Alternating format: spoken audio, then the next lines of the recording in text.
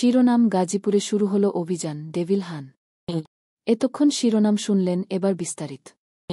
গাজীপুরে শুরু operation devil হান।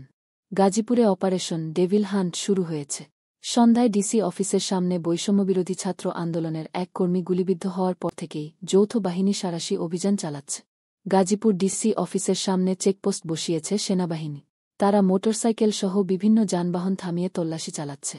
পাশাপাশি সাদা পোশাকে আইনশৃঙ্খলা বাহিনীর সদস্যরাও অপরাধী ধরতে অভিযান শুরু করেছে বলে জানা গেছে। এর আগে শুক্রবার ৭ ফেব্রুয়ারি রাতে আওয়ামী লীগ সরকারের সাবেক মন্ত্রী আ.ক.ম মোজাম্মেল হকের বাড়িতে ছাত্রপ্রতিনিধি আটকের খবর পাওয়া যায়। এরপর বৈষম্যবিরোধী ছাত্র আন্দোলনের স্থানীয় সমন্বয়কসহ ২০ থেকে ৩০ জন শিক্ষার্থী ও সাধারণ জনতা সেখানে গেলে স্থানীয় আওয়ামী লীগ, যুবলীগ ও ছাত্রলীগের নেতাকর্মীরা তাদের ওপর হামলা চালা। এতে ১৫ জন আহত হন, যার মধ্যে গুরুতর আহত ৫ জনকে উন্নত চিকিৎসার জন্য ঢাকা মেডিকেল কলেজ হাসপাতালে নেওয়া হয়। এ ঘটনায় ক্ষোভ প্রকাশ করে বৈষম্যবিরোধী ছাত্র আন্দোলনের নেতারা রাতেই গাজীপুর মহানগরে বিক্ষোভ সমাবেশ করে। পরে শনিবার দুপুরে শহরের রাজবাড়ী সড়কে হামলাকারীদের গ্রেপ্তারের দাবিতে বিক্ষোভ অনুষ্ঠিত হয়। সমাবেশে গাজীপুর মেট্রোপলিটন পুলিশের কমিশনার ডোম নাজমুল করিম খান ঘোষণা দেন যে গাজীপুর সদর থানার ওসিম আরিফুল ইসলামকে বরখাস্ত করা হয়েছে। এছাড়া শিক্ষার্থীদের ওপর হামলার ঘটনায় এখন পর্যন্ত ১৬ জনকে গ্রেপ্তার করা হয়েছে বলে তিনি জানান।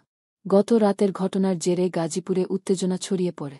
বৈষম্যবিরোধী ছাত্র আন্দোলন অপরাধীদের গ্রেপ্তারে আল্টিমেটাম দেয়, যার পরিপ্রেক্ষিতে সরকার দেশব্যাপী অপারেশন ডেভিল হান্ট ঘোষণা করে। এরই মধ্যে শনিবার সন্ধ্যায় গাজীপুর ডিসি অফিসের সামনে দুর্বৃত্তদের গুলিতে ছাত্র আন্দোলনের এক কর্মী আহত হলে পরিস্থিতি আরও উত্তপ্ত হয়ে ওঠে। এই ছিল আজকের খবর। আমাদের সঙ্গে থাকার জন্য আপনাকে অসংখ্য ধন্যবাদ। যদি এই খবর আপনার ভালো লেগে থাকে, তাহলে আরও খবর ও আপডেট পেতে আমাদের চ্যানেলটি সাবস্ক্রাইব করতে ভুলবেন না। ভিডিওটি শেয়ার করুন এবং আপনার মতামত কমেন্টে জানাতে পারে। পরবর্তী আপডেট পর্যন্ত সবাই ভালো থাকুন, সুস্থ থাকুন। ধন্যবাদ।